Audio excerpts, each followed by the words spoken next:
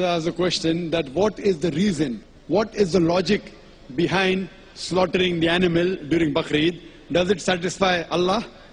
Does it have scientific reason like the other Islamic rituals have got scientific reason like fasting, etc.?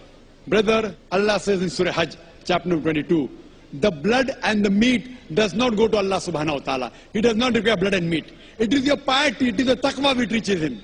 So we slaughter the animal not because the blood and meat should go to Allah. That's in most of the other religions. In the other religions, you slaughter the goat for the God. And you leave it on the idol. Maybe somebody else will come and eat it, the priest or someone. But you leave it to the idol for God. Quran says in Surah An'am chapter 6 verse number 14, Allah subhanahu wa ta'ala, He feedeth everyone but does not require to be fed. So when we slaughter the animal, we don't do it so that the meat and the blood go to Allah. The logic is, it is in remembrance of the incidents of Prophet Abraham, peace be upon him. When Almighty God asked Prophet Abraham, peace be upon him, that who do you love the most in this world after Almighty God? So he says, my son. So Almighty God asked him, that will you sacrifice the most beloved thing which you like for me? And Prophet Abraham, peace be upon him, he listens to this commandment. And his son tells his father, Ishmael, peace be upon him, that father, blindfold your eye, so that though you love me, you should not see me. Maybe your hand would not execute what your God wants.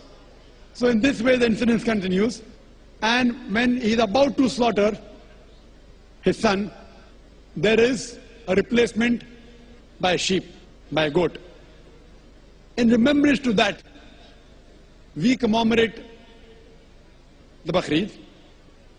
Now when we slaughter the animal, it is a remembrance to the world that Almighty God does not require human sacrifice. He was testing Prophet Abraham. Not that Almighty God did not know whether Prophet Abraham will pass in the test. No. He knew it very well.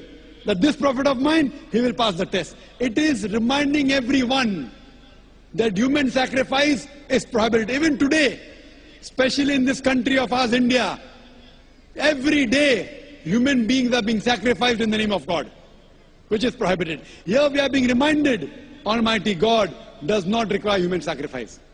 Furthermore, when we slaughter the animal, we do not believe that the meat and the blood go to Almighty God. When we slaughter the animal, we have to give minimum 1/3 to the poor people. Other 1/3 we give to relatives and friends. Maximum you can keep is 1/3. So here again, we are sharing. If you want, you can give everything to the poor people also. But minimum 1/3 you have to give.